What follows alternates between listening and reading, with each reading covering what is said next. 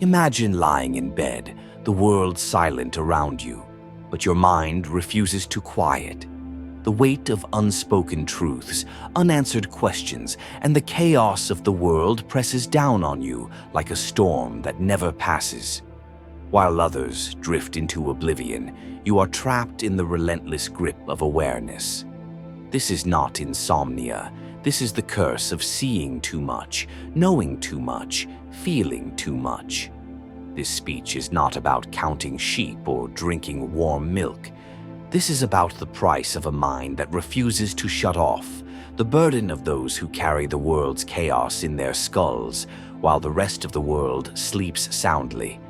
Today I will talk about the silent struggle of the awake, the thinkers, the overanalyzers, the ones who cannot unsee what they have seen.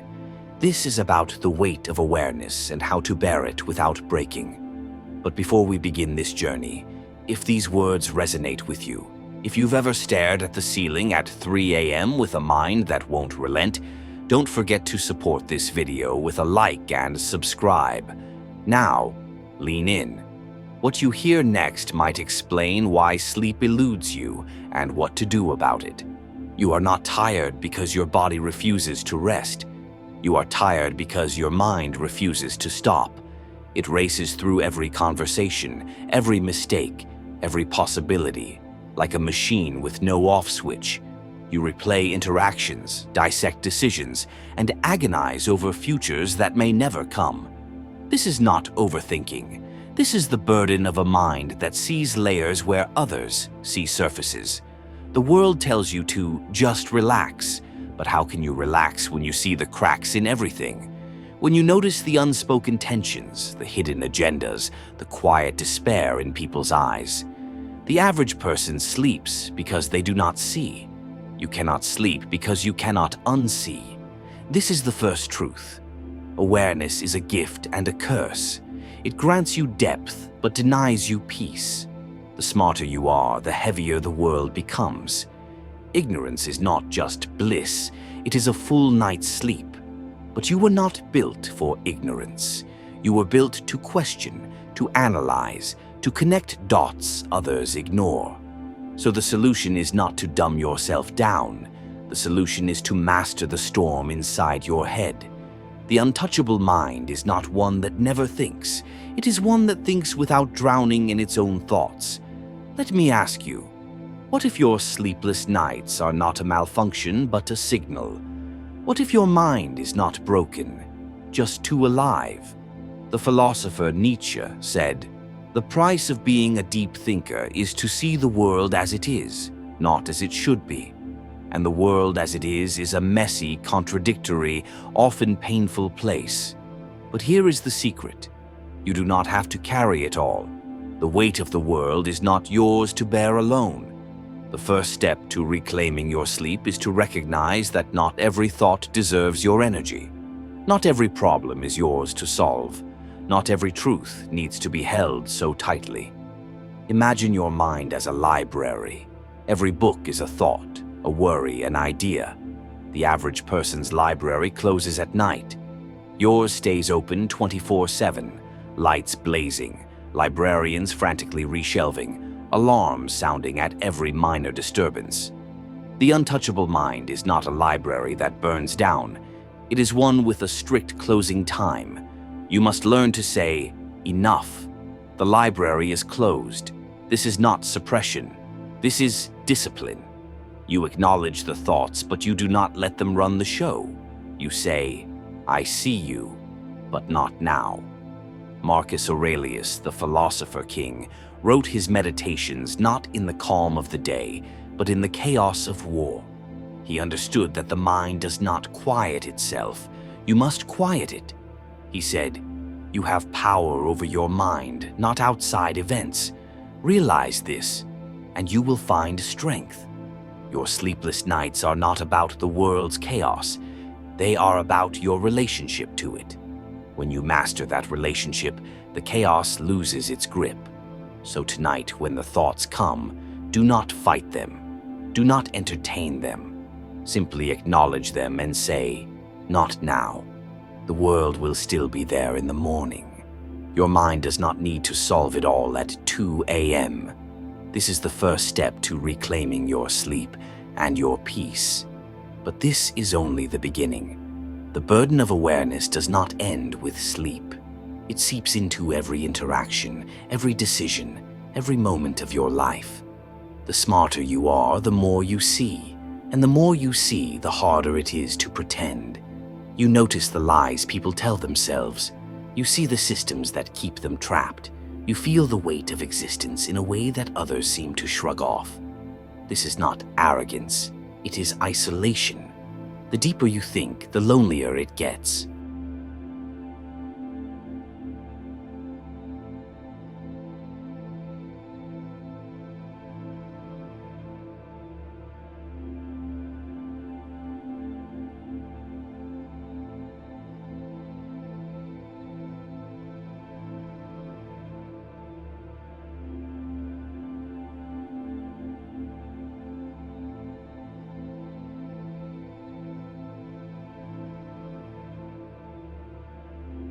And here lies the second truth.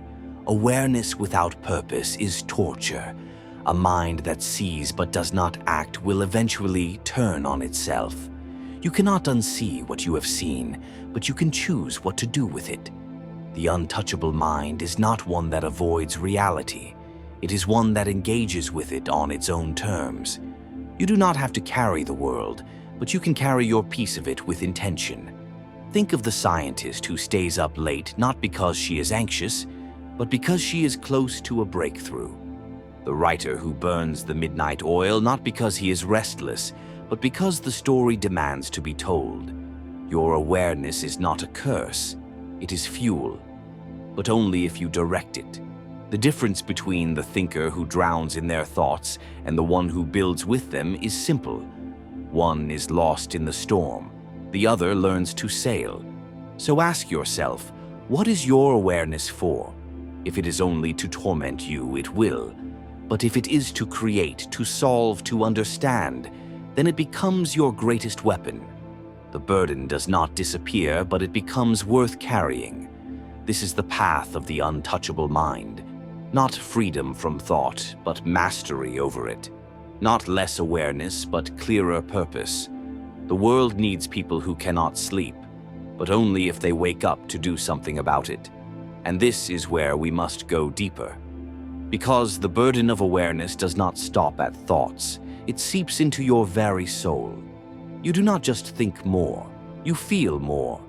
The suffering of others, the injustices of the world, the existential dread of a universe that does not care. It all lands harder on you. While others scroll past the news, you absorb it. While others laugh off a cruel comment, you dissect it. Your empathy is both your strength and your Achilles heel. This is the third truth. Sensitivity is not weakness. It is a radar, one that picks up signals others miss.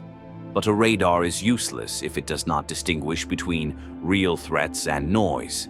The untouchable mind is not numb, it is selective. It feels deeply but does not drown in those feelings. It cares intensely but does not collapse under the weight.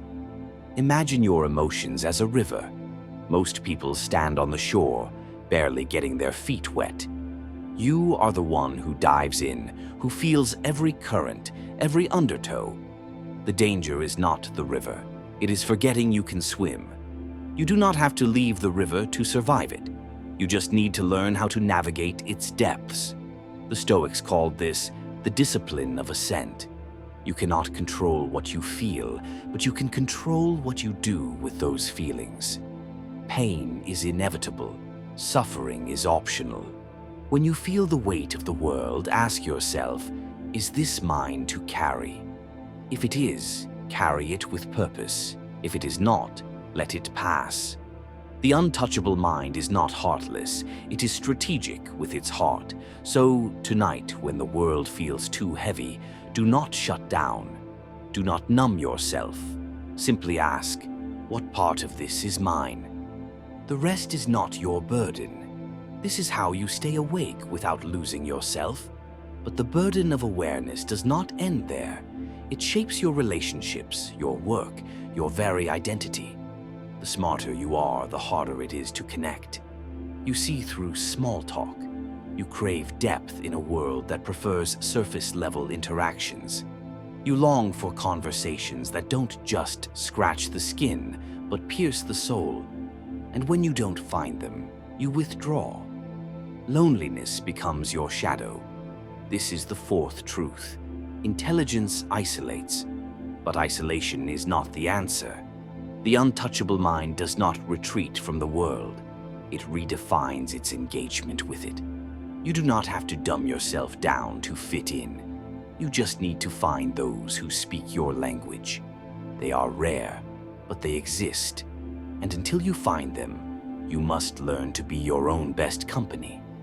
Think of Nietzsche again.